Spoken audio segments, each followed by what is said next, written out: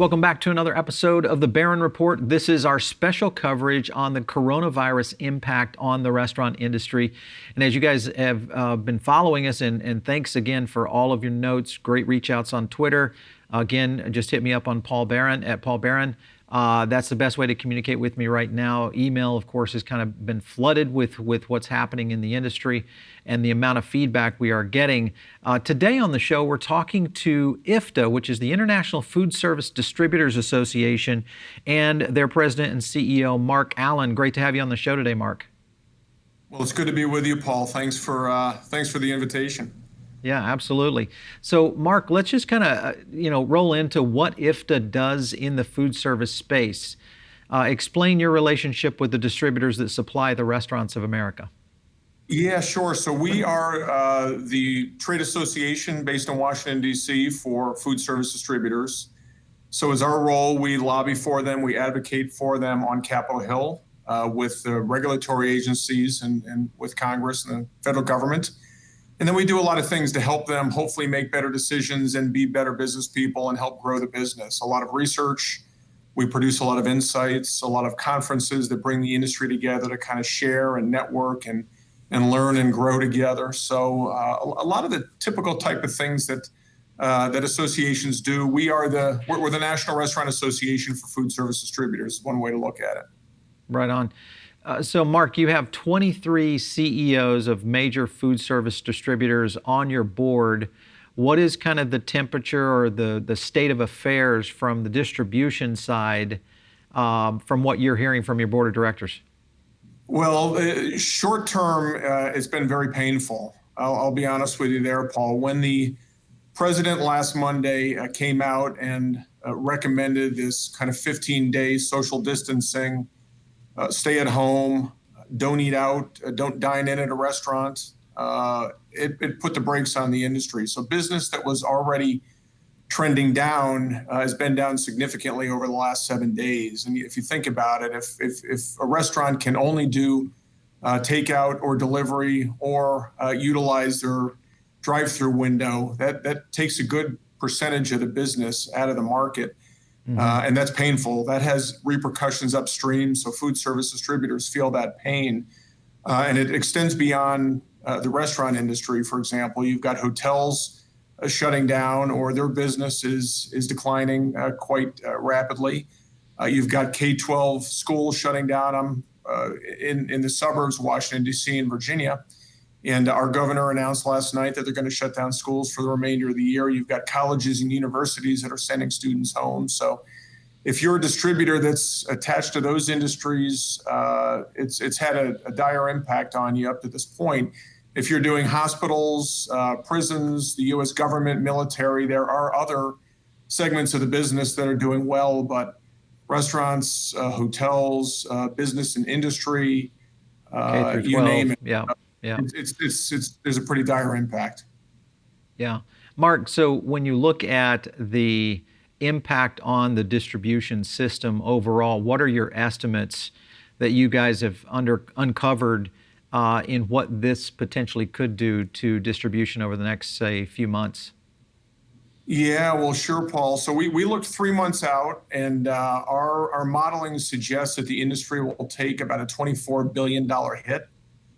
About $19.5 billion of that is in lost sales over 3 months. And we played off the National Restaurant Association's modeling for restaurants of business down about 25%. Right. In addition to that, you've got about $4.5 billion in potentially bad debt or accounts receivable that may not be paid or will be paid significantly slower than they would have otherwise. And about $500 million over the next 3 months in obsolete or bad inventory, just fresh product that's spoiled or things of that nature. Yeah, the supply chain, I can imagine with this hitting the industry so quickly, just being able to get into the current pipeline of what that's doing. Talk to us a little bit about the deal you struck with FMI. How does that first, how is it structured? What does it mean to a distributor? And also, what does it mean to either a restaurant or a consumer out there today? Sure.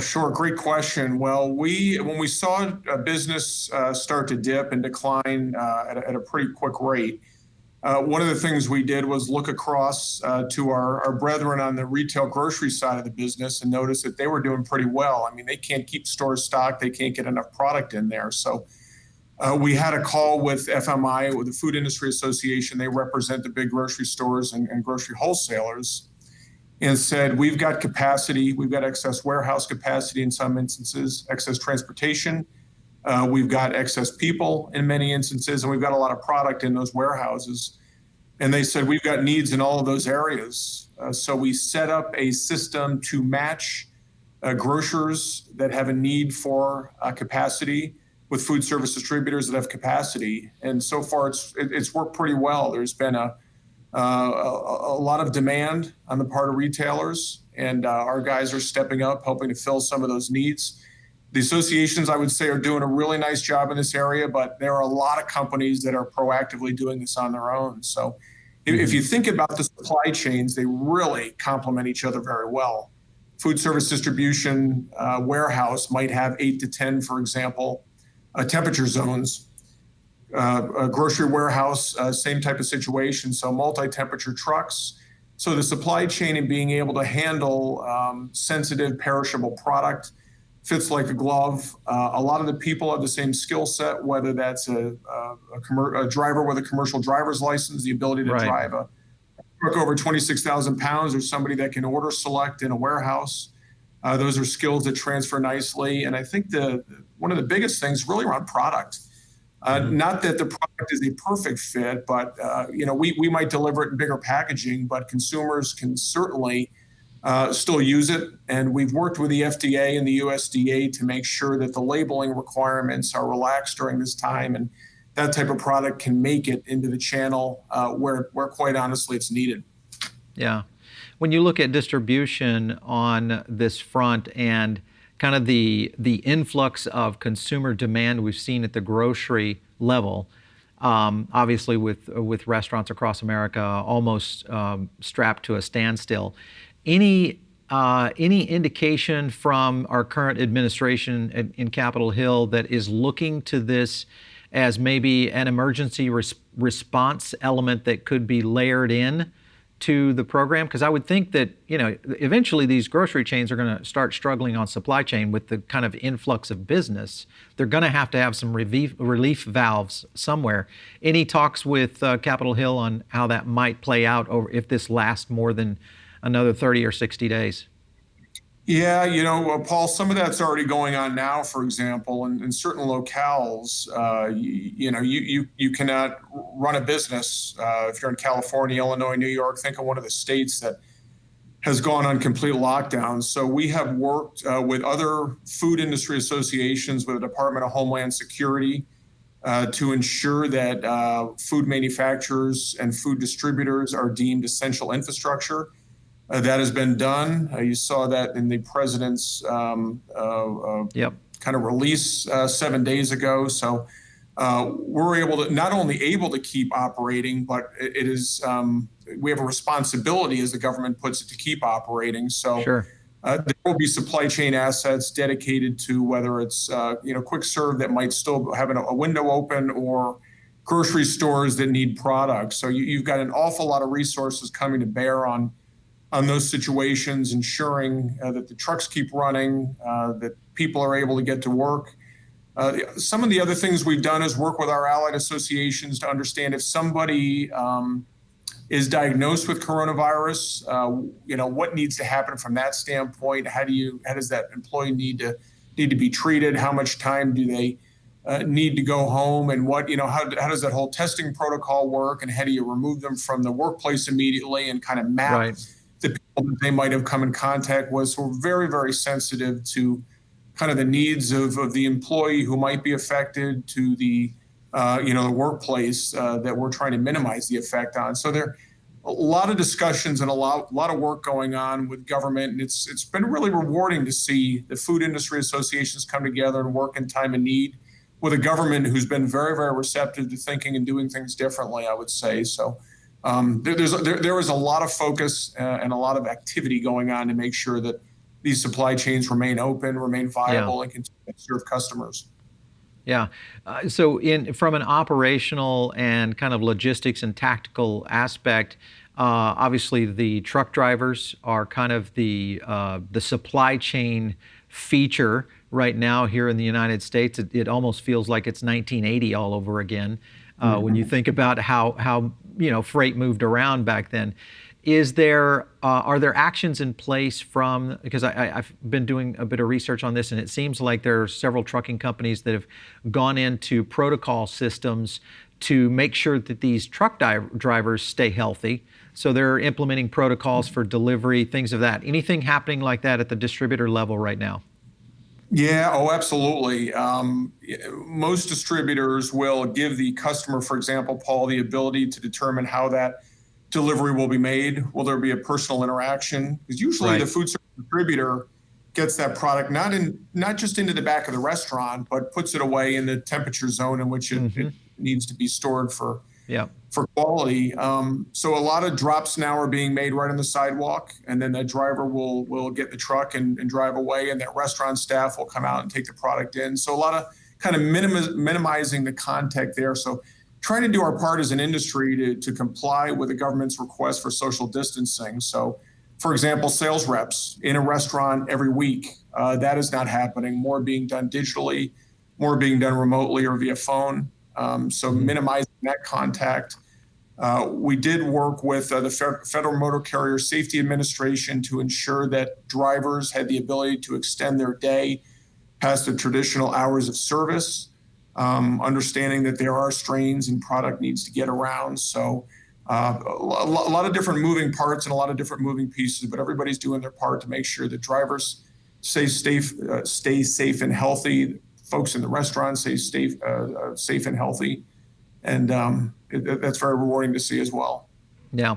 With the distributors themselves, they employ a lot of people, both from the fulfillment side, the distribution side, sales on the street, all that. Has there been a significant impact in the employment count within the distributor community? Do you have any numbers that you can share? I don't have any numbers I can share other than anecdotally, and there are. I've talked to companies that have had to do some, I would say, minor layoffs. This is an industry of 350,000 people. Hmm. Some minor layoffs, have had to trim management staff or maybe some drivers or warehouse. But I talked to a distributor last week that was guaranteeing each of their employees 40 hours a week in employment, whether or not they were working 40 hours a week, to the cost of $3 to $4 million a week on that business.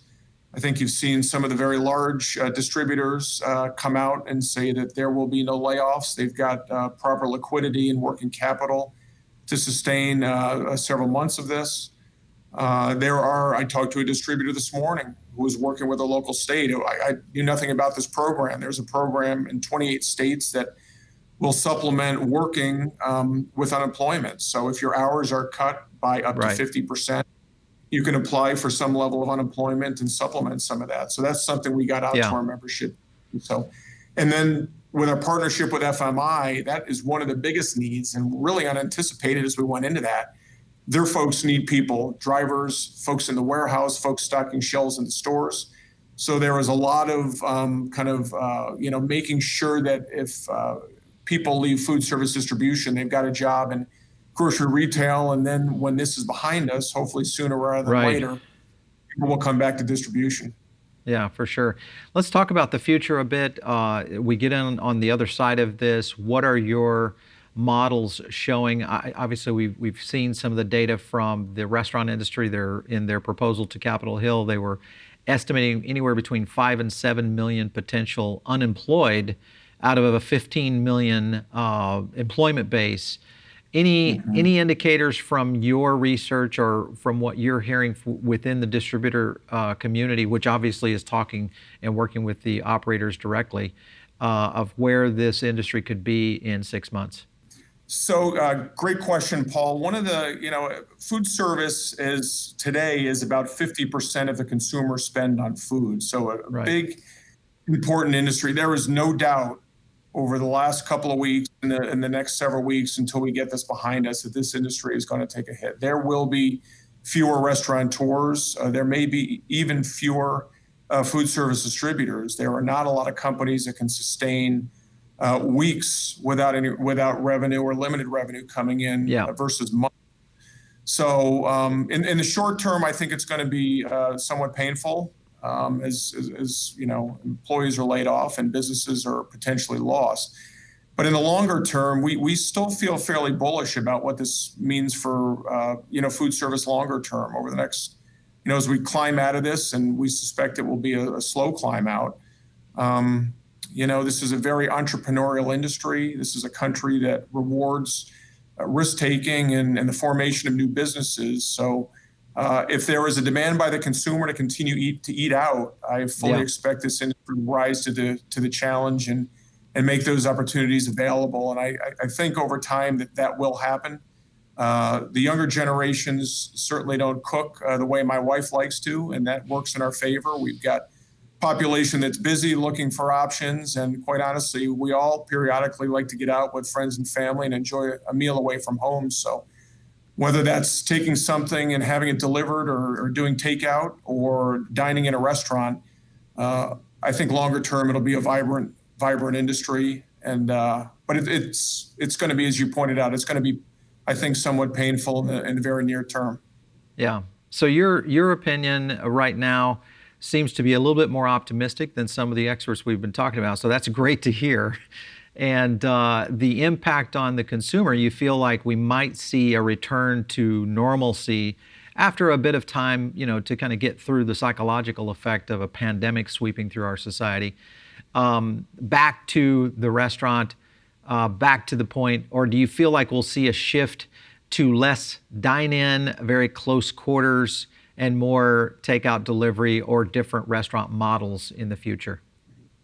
Yeah, Paul, delivery and takeout had been growing double digits before this happened.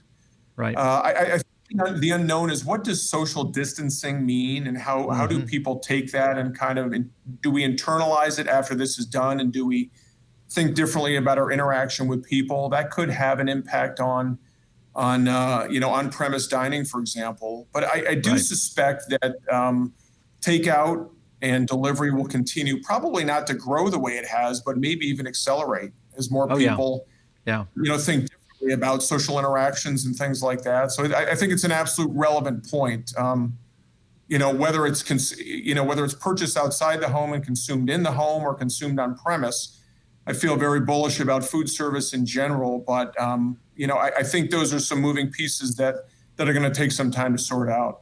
Yeah, I had a chance to talk with a psychologist who worked with a lot of the first responders from 9/11, and their comments were very intriguing around the long-lasting effects of a major scenario like that. And of course, they kind of applied it to the pandemic state with the fact that this is not a 9/11 in the sense it affected a major city and a lot of people in a centralized area. This is something that's affecting our entire country. Well, in fact, our entire globe.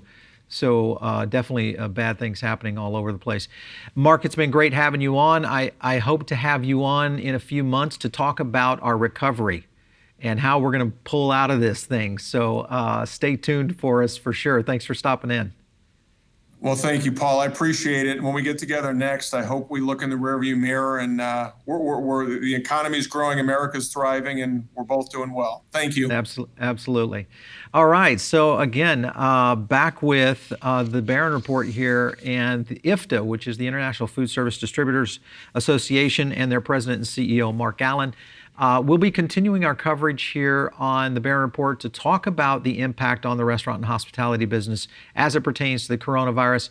We are still in the heat of this and in the mix of restaurants closing and laying off workers on a day-in, day-out basis. If you have ideas and or tips or something that you're seeing in the marketplace that's working for a restaurant operator, a hotel, or anyone in the food service industry, make sure and send a tip to us at producer@foodabletv.com, or you can hit me up on Twitter @PaulBarron.